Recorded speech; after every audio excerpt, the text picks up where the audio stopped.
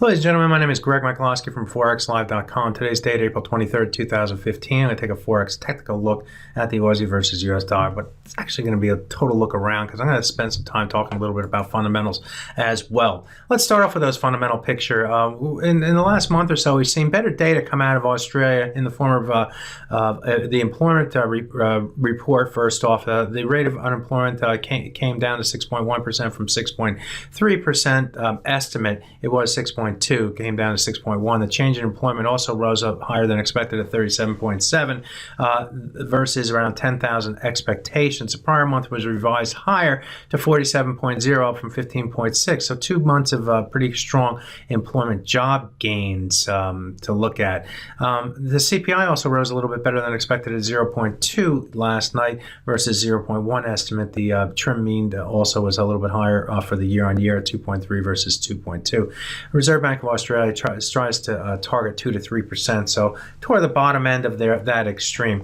The Reserve Bank of Australia, the market has a 60% chance that they will cut rates in May, down from about 68% yesterday. This is as a result of the better than expected CPI data. Let's talk a little bit about Governor Stevens, the head of the Reserve Bank of Australia, and he's been in New York a few days ago talking, said that the cut is definitely still on the table, and he talked down the Aussie dollar as well. He also talked a little bit about the housing market, and I have a quote here from him saying, popular commentary, it is in my opinion too focused on Sydney prices and pays too little attention to more desperate trends among the other 80% of Australia. When you use the word desperate trends among 80%, that kind of points toward a potential cut, and indeed that cut, well, there's 60% chance here. Most of the market participants or economists expect that cut to take place on May 5th. That meeting is on May 5th, well, actually May 6th in Australia, but May 5th here in the United States.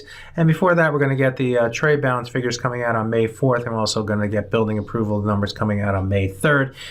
So some fundamental data before that meeting, but from what Stephen said and what the market is expecting, it looks like there is going to be a cut. We've seen surprises before, however.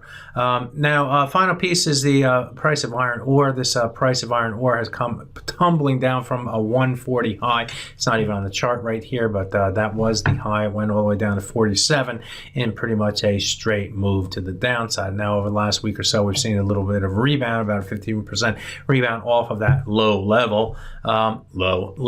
And but as you can see, it's very little in comparison to what the move to the downside. We are approaching the 50-day moving average at the 56.35 level, and if we do get above that level on this rebound to the top side, then maybe it might raise a few eyebrows as far as having a bottom in that commodity. But given the fundamental perspective out of China and the other emerging countries where all this iron ore gets exported to, and is such an important part of the Australian economy, it doesn't seem like China's in any sort of hurry just to restart their building boom that forced the price much higher in the past. We'll see. But that 50-day moving average is certainly going to be key. We've only been above that 50-day moving average. Not even a 100-day moving average. It's just a 50-day moving average, only a few days through here. So let's take a look at what the technical picture is saying. And we saw the market move higher here this is off of the employment statistics. Then when this is off the Stevens comment, this is, by the way, an hourly chart here. Stevens comment forced the market down below the 50% retracement of this move to the upside and also the 200-hour moving average. That was ever so brief, and then we saw the rebound, and we were trading in between what's called the goalposts here, defined by the 100 and 200-hour moving average, right until the CPI data, and the CPI data forced the price back above that 100-hour moving average outside of the goalpost range. In the New York session here today, we did dip back down below. It moved back above that 100-hour moving average in the last few hours of trading. We've seen the price move and dip back below that key moving average once again.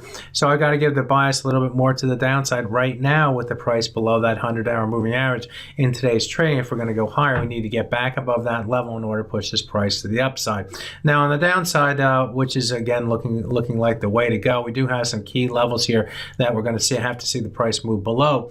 The first is a 38.2% retracement at the 77.30 level. That also corresponds with this trend line right here. So step number one. Step number two is to get below the 200-hour moving average and the 50% retracement. The 200-hour moving average is a green line in this chart, and that comes in at 77.01.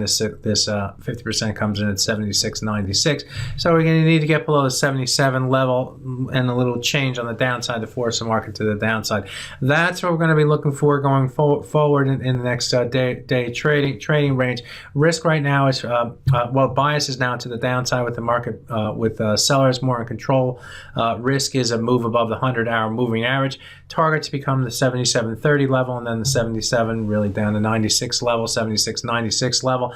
Break below that level and opens up the door to the downside. We start thinking more in terms of that May cut, don't we? So there you have it, a pretty good detailed look at the fundamental picture in Australia and also the technical picture that you can apply to your trading in the short term. My name is Greg Michalowski for ForexLive.com. Good fortune with your trading. Bye-bye now.